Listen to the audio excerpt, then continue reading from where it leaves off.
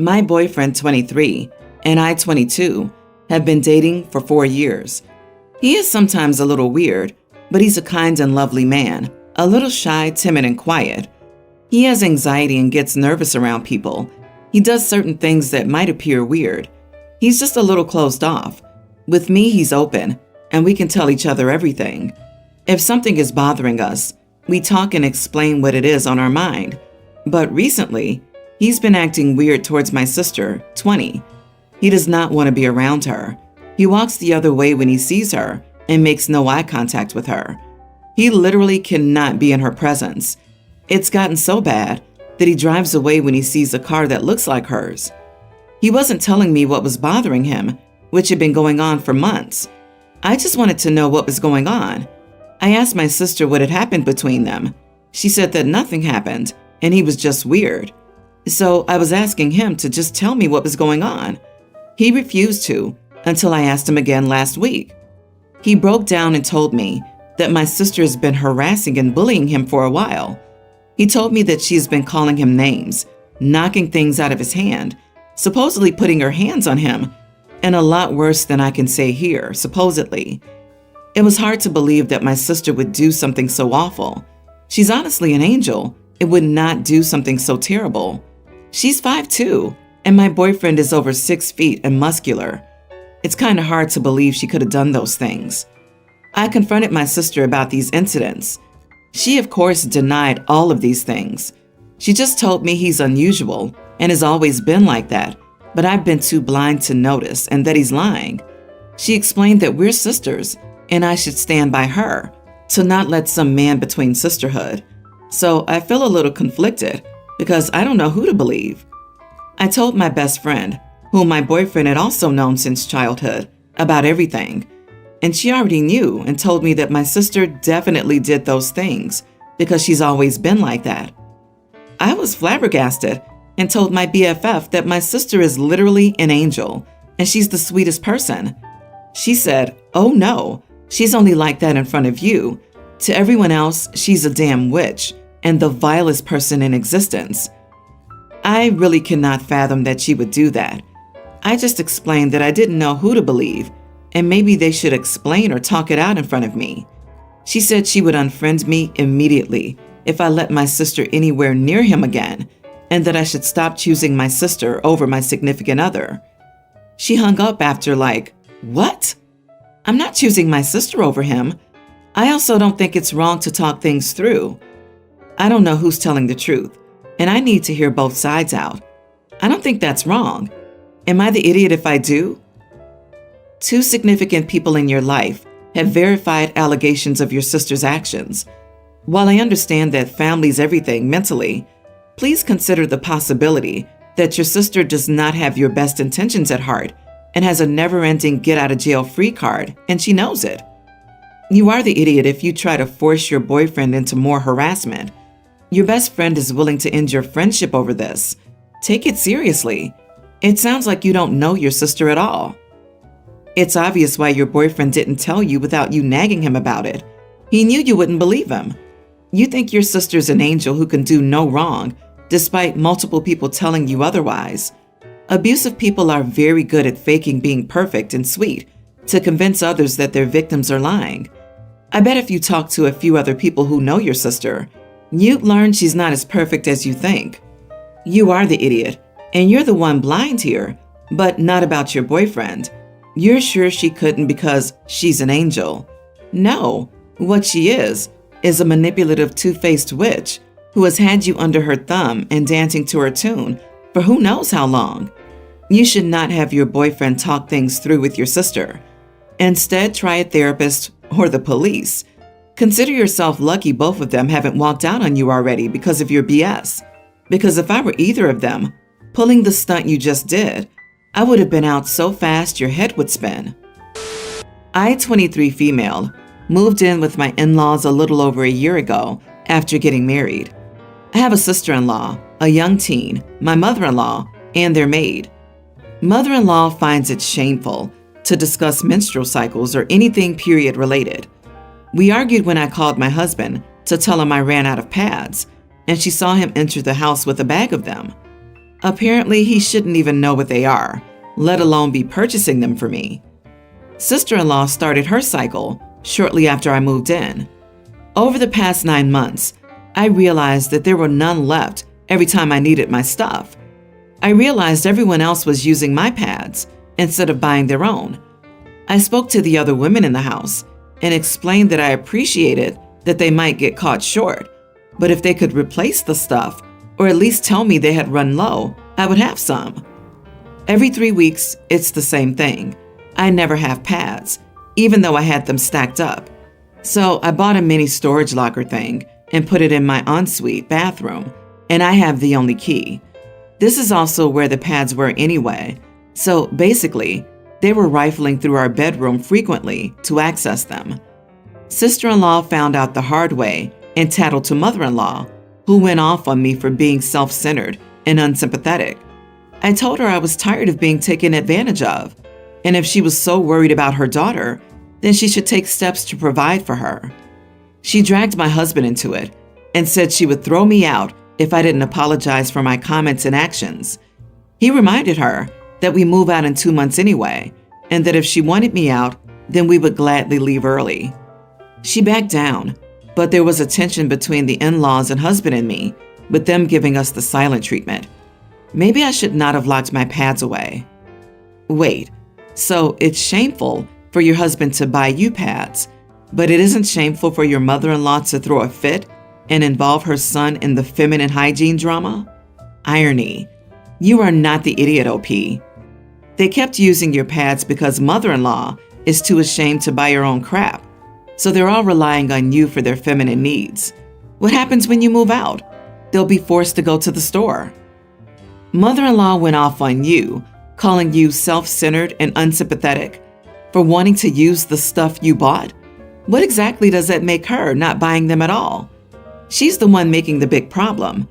It's absurd to be so dramatic about something that can be solved at basically any store. Geez, if they have a maid, they can afford menstrual products. Never mind them. Why is this idiot mother not buying her kids sanitary stuff regularly?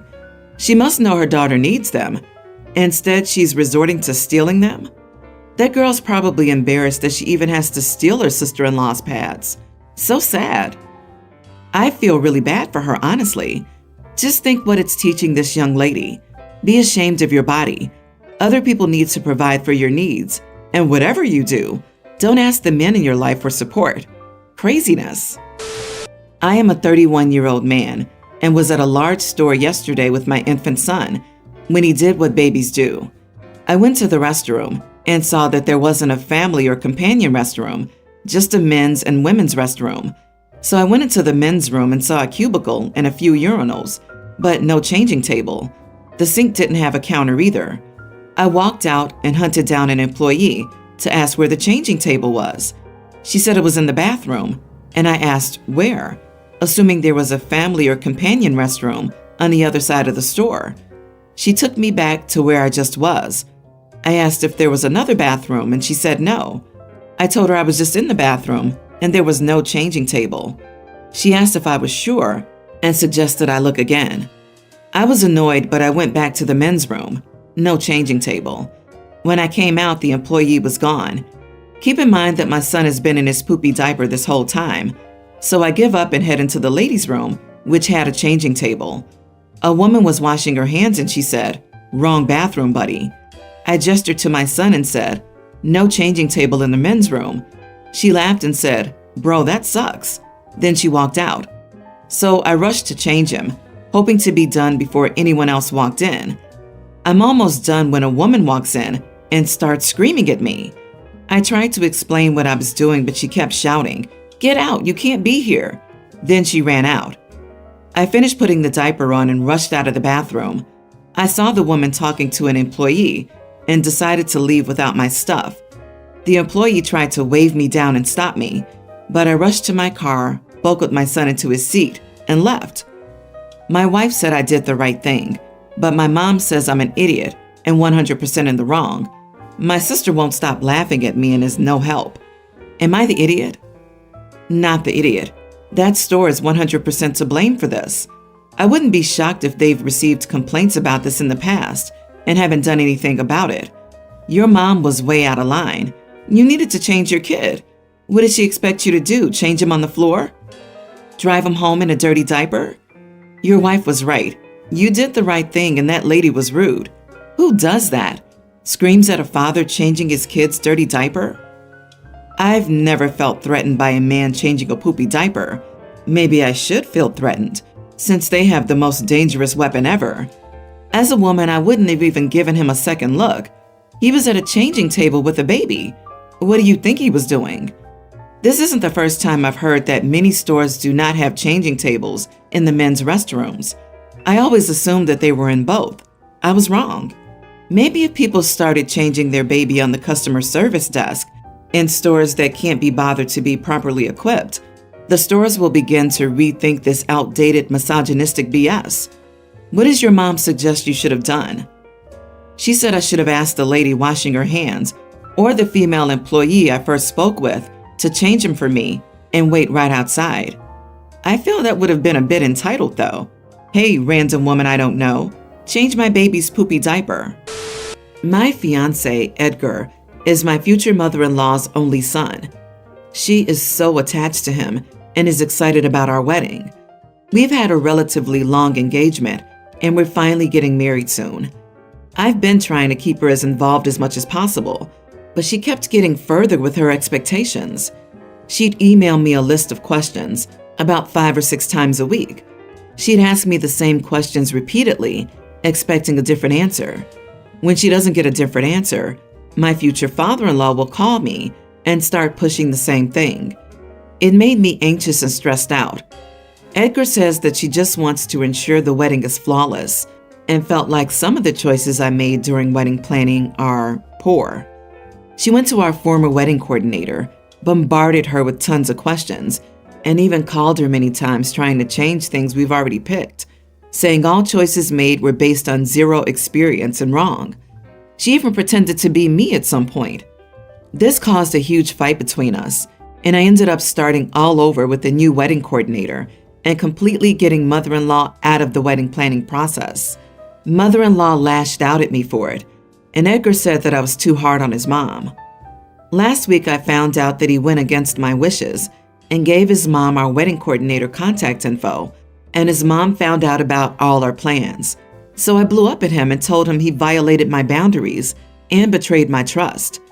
He said it was no big deal and that his mom genuinely means no harm, even if she and I don't agree most of the time. We had an argument, and I went to stay with my dad for a few days. Edgar kept texting, saying I was overreacting and was too hard on him and his mom. Am I overreacting? Note, she isn't contributing anything to the wedding except her input and experience. My dad is the one paying for the wedding. He never tried to give an opinion or suggest anything regarding the wedding. He just told me to have the wedding as I had always envisioned it. Not the idiot. There are 2 problems here. First, Edgar prioritizes his mom's feelings above yours. Second, if you resist, Edgar uses deceit and manipulation to accomplish a goal. These are severe marriage-ending problems. My advice is to cancel the wedding and go to couples counseling to address these huge issues. At a minimum, if you go forward with the wedding, you should be 100% sure not to get pregnant. It is also concerning that wedding coordinator number 2 did not reach out as soon as mother-in-law contacted her.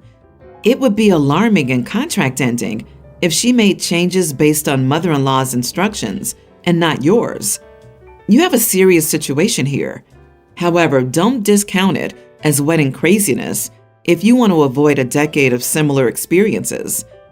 Welcome to your new life, OP. Expect her to help organize every aspect of her son's life in the future. If you're lucky, you might get to have some small bit of input as a concession, but it looks as if you are marrying 2 people. You're officially on notice. He will prioritize his mother over you always. He's dismissive of your boundaries and your feelings. Before you commit to that life, sit down and think about all the huge decisions that come up in the course of a marriage. Ones where you know your own wishes about your own life would be disregarded. Your children's birth, their health care, their education, financial issues, like who works, whose career gets prioritized, major purchases, budgets, and it's only going to get more complicated because mother-in-law knows best. I lost my only son 11 years ago. He had 2 children who were toddlers at that time. My grandchildren's mother quickly moved on and attempted to cut contact with my husband and me. We went to court and were awarded grandparents' visitation rights, which made the kid's mother and her husband very unhappy. Immediately upon the start of our court-ordered time with our grandchildren, their mother insisted we include her husband's 2 children of the same age. We did not. It has been a constant tension between us, but her stepchildren are not part of our family. I do not see them as anything but strangers' children. We feel the same about the other children she has biologically. They're not our family. Our 2 grandchildren are. We are allowed to take the children for a week in the summer every year for vacation. This year we took them on an enjoyable trip to a more advanced water park that they'd always wanted to go to, and then we brought them to our old home where we raised their dad. It was a lovely trip, very meaningful. The kids had fun. When we all got back, the kids' mom and her husband complained that we took them on such an extravagant trip and didn't attempt to include the other children. My older grandchild mentioned tension in the home after their return and said that the half-siblings were upset about missing out on something fun. I acknowledge these are children, so I wanted to see if people believe my husband and I are wrong in the dispute. I will also add for anyone who feels it's relevant that we are in no way involved in the lives of these other children. We do not include them in our family, nor do we buy them anything for any occasion. Our grandchildren have never expressed a desire to include them with us either. Not the idiot. You're the grandparents of your son's children, and you had to have a legal battle to have even a little bit of access to them to maintain the relationship. Of course, you'd want to protect that time so you can focus as much on them as possible without having other kids who aren't related to you. Their mom is being unreasonable and inappropriate.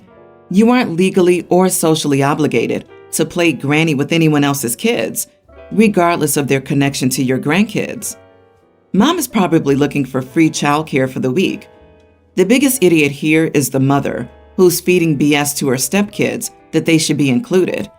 It's not your problem that they're envious of their step-siblings. If you have a will or something similar, where you pass inheritance money to your grandchildren, make sure it's ironclad, where the mother can't get her hands on it. You are the idiot in my opinion, because I think you're leaving a lot out in your story. We don't know your grandchildren's mother and stepfather side of the story, and you're really painting them in a very bad light. I mean, why would she ever try to cut you out from your grandchildren? There must be a reason. Also, the way you say the other 2 children are strangers to you is disgusting. You should be willing to welcome these additional children into the fold if you have the means. Everyone needs some family therapy.